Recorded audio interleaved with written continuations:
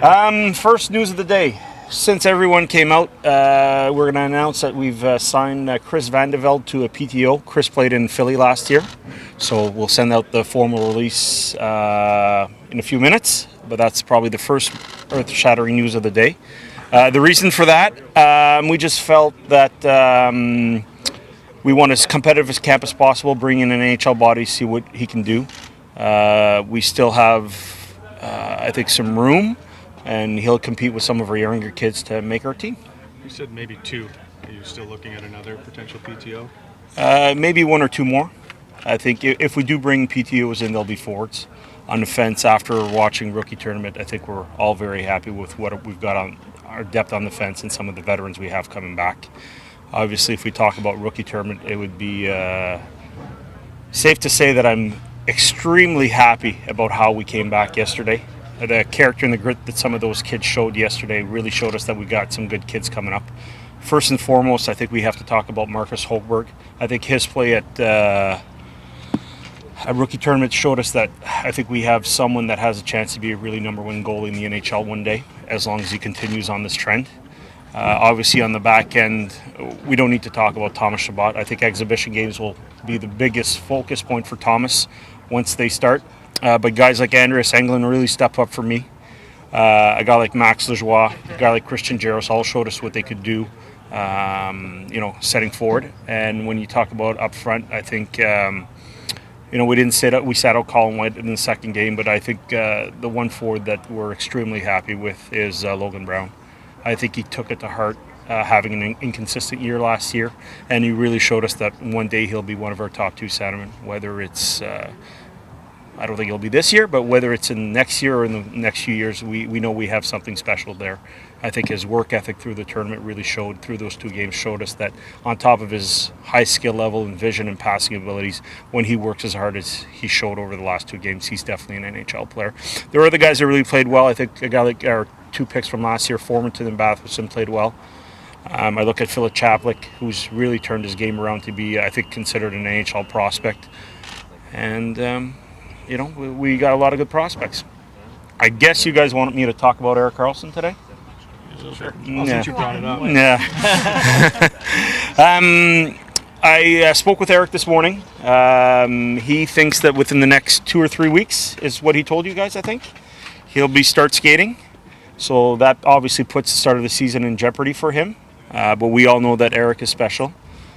And that once he starts skating, I don't know how long it'll be after that he starts playing for us. But we feel that we have the depth, the players. I think signing Oduya was a shrewd move, if I can say. But at the same time, I think that we have the assets on our back end that no one will ever replace Erik. But if he's out for a week or 2 or 3 or whenever he comes back, we'll be fine. Is that a concern you're missing going into the season, your number one D pairing from last season? I guess, how does it shape up that you would be able to cover that? Well, I think in signing Oduya and having Chabot and having Harper, having Freddie Kleisen play, really feel comfortable. For us, we don't see it as an excuse. We see it as an opportunity for guys that want to play on our team and can take maybe bigger roles, for them to step up and show us what they can do. So you know what, you're going to run through the course of injuries through any time in the season, and for us, we know it's going to be at the start for some players, and we'll just have to manage. I know teams don't like to keep guys around, if you will, but are you looking at 8D to start the year, or have you given that much thought? I think once we have a better idea how far Erik is to playing, we'll look at that. Guy's always liked having 8D around. I like having as small as a roster possible. We don't like keeping extra bodies around. Just when it's no point being around if you're not playing. But at the same time, every situation is different. This one might be different. We'll look at 8 defensemen. So your number one goalie's going into his final year of his contract. What's the urgency level getting that done before too long?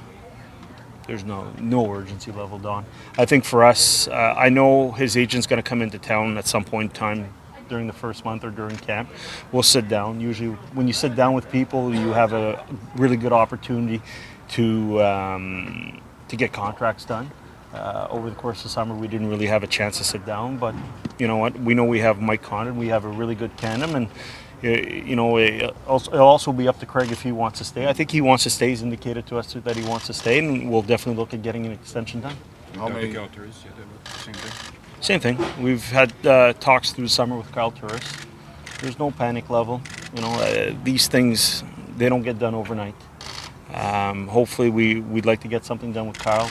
We know he wants to be here. We want to keep him here, and sometimes these types of deals take a bit longer than expected. There's a concern over Anderson's age in terms of when you're talking term of a contract, though.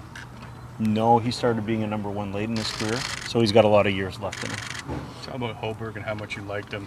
Where is he going to fit in this organization with Andrew Hammond and Chris Drieger? Danny Taylor. We've got a lot of goalies. It's a good thing. It's having a lot of good goaltending is so important, and I'm not going to sugarcoat it. I wasn't very happy with what happened in Binghamton last year with our goaltending, and we just felt that we needed to stabilize that position. We know in Ottawa we'll have a very good tandem, and whatever happens in Belleville this year, it'll be something. It might not be the worst thing for Marcus Hogberg to play every game with our East Coast League affiliate to get used to what North American hockey is. A lot of very good goalies have played in the East Coast League, but if he's better than the other guys that are going to Belleville, we know one thing for sure: Danny Taylor will be in Belleville. That's one thing we've told him. After that, we'll see where the chips fall. But having a lot of good goalies is not something that I'm worried about. It's better to have more than not enough.